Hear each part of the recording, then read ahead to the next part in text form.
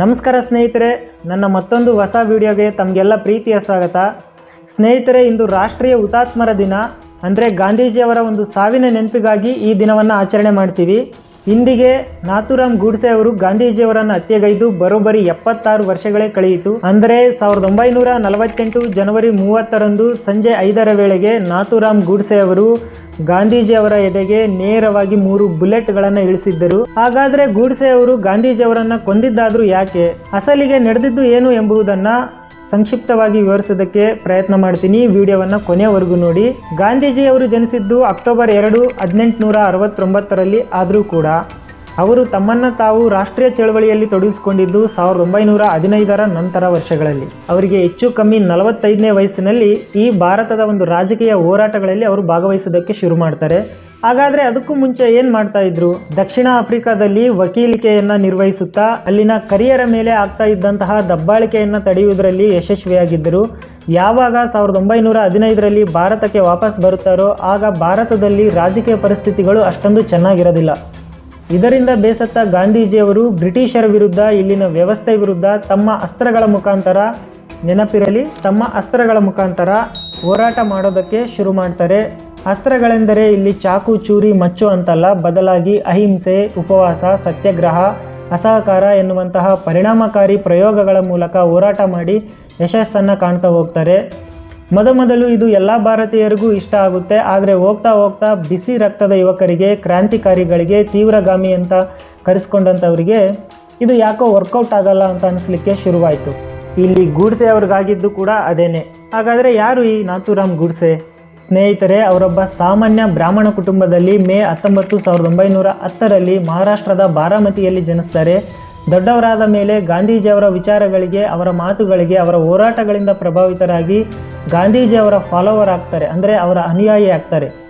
1920-22ರ ಸಮಯದಲ್ಲಿ ಗಾಂಧೀಜಿಯವರು ಬ್ರಿಟಿಷರ ವಿರುದ್ಧ ಅಸಹಕಾರ ಚಳವಳಿಗೆ ಕರೆ ನೀಡ್ತಾರೆ. ಇದರಿಂದ ಎಲ್ಲ ಭಾರತೀಯರು ತಮ್ಮ ಕೆಲಸ ಕಾರ್ಯಗಳನ್ನು ಬಿಟ್ಟು ಬ್ರಿಟಿಷರ ವಿರುದ್ಧ ಹೋರಾಟಕ್ಕೆ ಇಳಿತಾರೆ. ಅಷ್ಟೇ ಅಲ್ಲ, ಇಲ್ಲಿ ಗೂಡ್ಸೆ ಅವರು ಕೂಡ ತಮ್ಮ ಶಾಲಾ ದಿನಗಳಲ್ಲೇ ಶಾಲೆಯನ್ನು ತೊರೆದು ಗಾಂಧೀಜಿಯವರ ಹೋರಾಟಗಳಲ್ಲಿ ಭಾಗವಹಿಸೋದಕ್ಕೆ ಮುಂದಾಗ್ತಾರೆ. ಹೀಗೆ ಮಾಡಿದವರಲ್ಲಿ ಭಗತ್ ಸಿಂಗ್ ಕೂಡ ಒಬ್ಬರು ಅನ್ನೋದನ್ನು ಇಲ್ಲಿ ಮರೆಯೋ ಹಾಗಿಲ್ಲ. ಆದರೆ ಗಾಂಧೀಜಿಯವರು ಚೌರಿ ಚೌರ ಎನ್ನುವಂಥ ಘಟನೆಯಿಂದ ಈ ಚಳವಳಿಯನ್ನು ಹಿಂದಕ್ಕೆ ತೆಗೆದುಕೊಳ್ತಾರೆ. ಯಾಕೆ ಅಂದರೆ ಗಾಂಧೀಜಿಯವರು ಅಹಿಂಸಾತ್ಮಕವಾಗಿ ಹೋರಾಟ ಮಾಡಬೇಕಾಗಿರುತ್ತೆ. ಆದರೆ ಚೌರಿ ಚೌರ ಎನ್ನುವಂಥ ಒಂದು ಪ್ರದೇಶದಲ್ಲಿ ಎಲ್ಲ ಜನರು ಒಂದು ಇಡೀ ಪೊಲೀಸ್ ಸ್ಟೇಷನ್ನನ್ನೇ ಸುಟ್ಟು ಹಾಕ್ತಾರೆ. ಆ ಒಂದು ಪೊಲೀಸ್ ಸ್ಟೇಷನ್ನಲ್ಲಿ ಇದ್ದಂತಹ 22 ಜನ ಪೊಲೀಸರು ಸಜೀವ ದಹನ ಆಗ್ತಾರೆ. ಇದು ಗಾಂಧೀಜಿಯವರಿಗೆ ಅದೆಷ್ಟೋ ನೋವನ್ನು ಉಂಟು ಮಾಡುತ್ತೆ. ಹಾಗಾಗಿ ಅಸಹಕಾರ ಚಳವಳಿಯನ್ನು ಹಿಂಪಡಿತಾರೆ. ಗಾಂಧೀಜಿಯವರ ಮಾತನ್ನು ನಂಬಿ ಅದೆಷ್ಟೋ ಯುವಕರು ಶಾಲಾ ಕಾಲೇಜುಗಳನ್ನು ತೊರೆದು ಹೋರಾಟಕ್ಕೆ ಇಳಿದಿರ್ತಾರೆ. ಆಗ ಅವರಿಗೆಲ್ಲರಿಗೂ ಕೂಡ ನಿರಾಸೆ ಆಗುತ್ತೆ.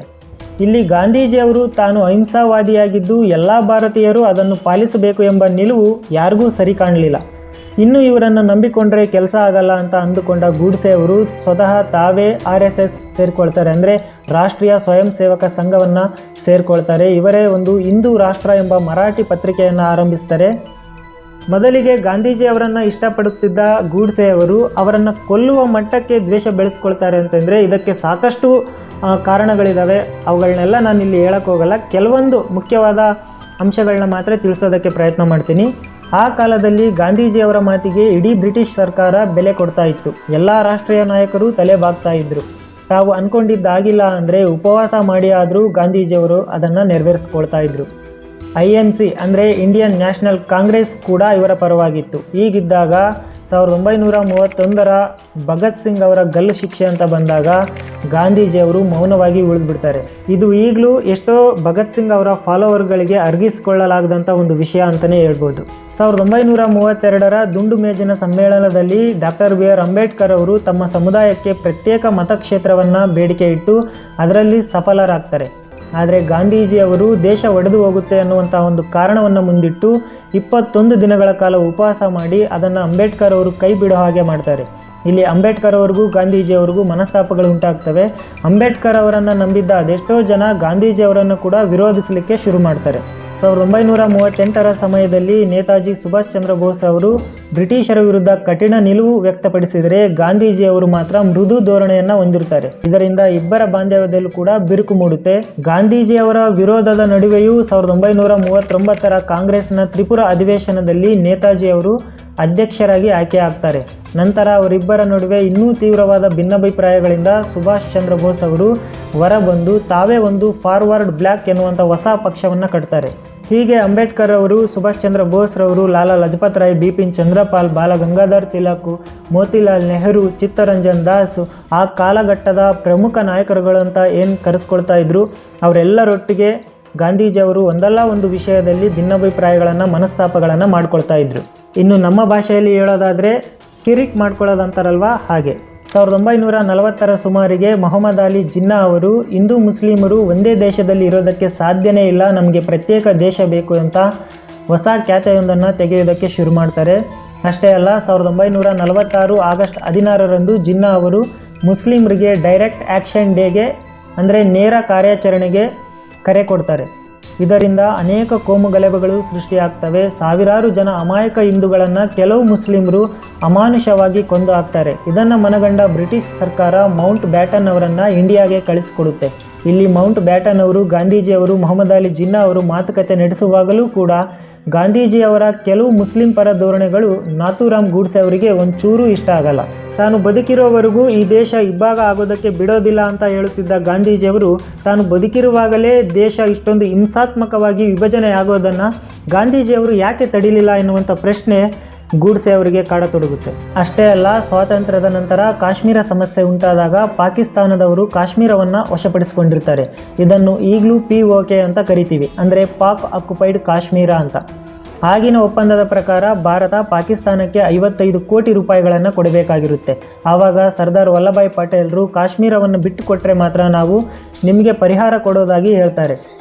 ಆದರೆ ಗಾಂಧೀಜಿಯವರು ಇಲ್ಲಿಯೂ ಕೂಡ ಉಪವಾಸ ಮಾಡಿ ಪಾಕಿಸ್ತಾನಕ್ಕೆ ಕೊಡಬೇಕಾದ ಹಣವನ್ನು ಕೊಡಿಸ್ತಾರೆ. ಇದಂತೂ ಗೂಡ್ಸೆ ಅವರನ್ನು ಕೆರಳಿ ಕೆಂಡವನ್ನಾಗಿಸುತ್ತೆ. ಅನೇಕ ಬಾರಿ ಕೊಲ್ಲಲು ಪ್ರಯತ್ನಪಟ್ಟು ವಿಫಲರಾದ ಗೂಡ್ಸೆ ಅವರು ಇನ್ನು ಪ್ರಯೋಜನವಿಲ್ಲವೆಂದು 1948 ಇದೇ ದಿನ ಅಂದರೆ ಜನವರಿ 30ರಂದು ದೆಹಲಿಯ ಬಿರ್ಲಾ ಮಂದಿರದಲ್ಲಿ ಅಬಾ ಮತ್ತು ಮನುಬೇನ್ ಎಂಬ ಹೆಣ್ಣು ಮಕ್ಕಳ ಸಹಾಯದಿಂದ ಪ್ರಾರ್ಥನೆಗೆ ಹೊರಟಿದ್ದ ಗಾಂಧೀಜಿಯವರನ್ನು ಕಾದು ಕುಳಿತಿದ್ದ ಗೂಡ್ಸೆಯವರು ನೇರವಾಗಿ ಅವರ ಎದೆಗೆ 3 ಬಾರಿ ಗುಂಡನ್ನು ಹಾರಿಸ್ತಾರೆ. ಇದರಿಂದ ಗಾಂಧೀಜಿಯವರು ಹೇ ರಾಮ್ ಎಂದು ಹೇಳುವ ಮೂಲಕ ಅಲ್ಲೇ ಕುಸಿದು ಬಿದ್ದು ತಮ್ಮ ಪ್ರಾಣವನ್ನು ಕಳೆದುಕೊಳ್ತಾರೆ. ಇಲ್ಲಿ ಗೂಡ್ಸೆ ಅವರು ತಪ್ಪಿಸಿಕೊಳ್ಳುವ ಬದಲಾಗಿ ನೇರವಾಗಿ ಶರಣಾಗ್ತಾರೆ. ಕೋರ್ಟ್ ಮುಂದೆ ಅವರನ್ನು ಹಾಜರುಪಡಿಸಿದಾಗ, ನಾನು ಗಾಂಧೀಜಿಯವರನ್ನು ಕೊಂದು ಈ ದೇಶಕ್ಕೆ ಒಳಿತನ್ನೇ ಮಾಡಿದ್ದೇನೆ, ಗಾಂಧೀಜಿಯವರನ್ನು ಕೊಂದಿದ್ದಕ್ಕಾಗಿ ನನಗೆ ಯಾವುದೇ ರೀತಿಯ ಪಶ್ಚಾತ್ತಾಪವಿಲ್ಲ ಅಂತೇಳಿ ನಿರ್ಭಯವಾಗಿ ನಿರ್ಭೀತಿಯಿಂದ ಹೇಳ್ತಾರೆ. ಅಷ್ಟೇ ಅಲ್ಲ, ಅವರ ಹೇಳಿಕೆಗಳು ಇನ್ನೂ ತೀಕ್ಷ್ಣವಾಗಿರ್ತವೆ. ಈ ಕಾರಣಕ್ಕಾಗಿಯೇ ಆಗಿನ ಒಂದು ಭಾರತ ಸರ್ಕಾರ ಈ ಹೇಳಿಕೆಗಳನ್ನು ಎಲ್ಲೂ ಕೂಡ ಪ್ರಸಾರ ಮಾಡದ ಹಾಗೆ ಆಗಿನ ಮಾಧ್ಯಮಗಳ ಮೇಲೆ ನಿರ್ಬಂಧವನ್ನು ಹೇರಲಾಗುತ್ತೆ. ಇದರಿಂದ ಗೂಡ್ಸೆ ಅವರು ಸ್ವತಃ ಒಂದು ಪುಸ್ತಕವನ್ನು ಬರೀತಾರೆ. ಈ ಪುಸ್ತಕ ಕೂಡ ಆ ಕಾಲಮಾನದಲ್ಲಿ ಬಿಡುಗಡೆ ಆಗೋದಕ್ಕೆ ಬಿಡೋದಿಲ್ಲ. ಕೊನೆಯದಾಗಿ 2015ರಲ್ಲಿ ಈ ಪುಸ್ತಕ ಬಿಡುಗಡೆ ಆಗುತ್ತೆ.